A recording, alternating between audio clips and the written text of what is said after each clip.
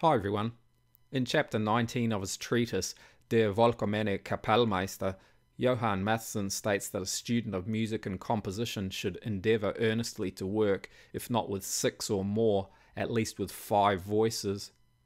And later he continues, whoever in the meantime can compose well with 4 or 5 voices will require only little work and no greater skill to ornament his melodies with 6, 7, 8 or more special independent voices and to strengthen his harmony.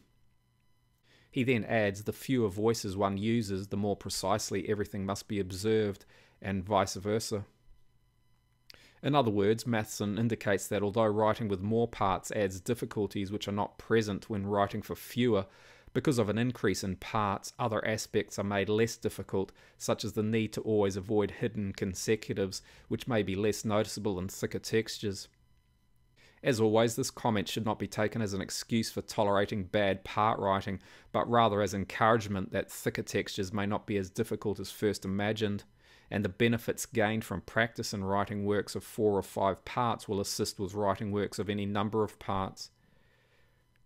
Matheson suggests 5-part exercises could include the following voice combinations: setting an alto and tenor to 2 sopranos and a bass, 2 sopranos to 3 lower voices, 3 middle voices to 2 outer ones, 3 upper voices to 2 lower ones.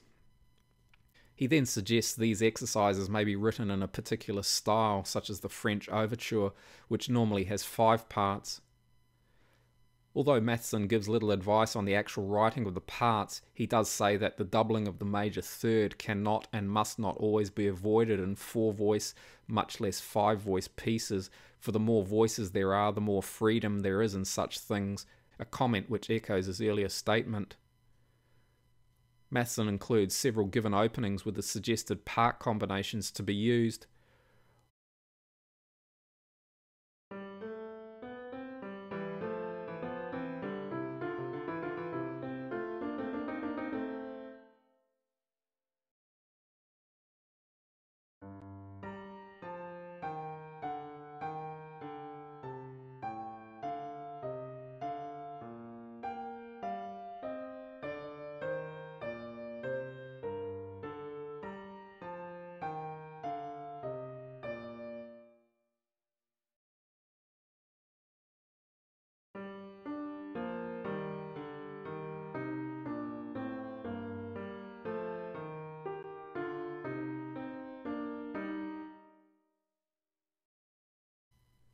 In the following 6-part example, Matheson states that it is taken from the middle of an aria and is used to show how a given subject may be developed motivically and incorporated into a work.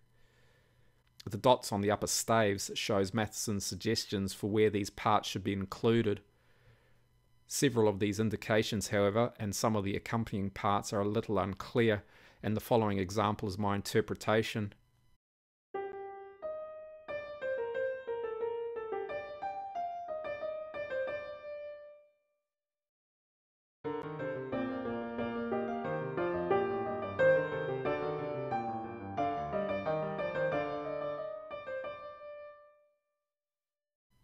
Notice how the subject is here presented in a simplified form, and here how this 8th note leap is rhythmically augmented.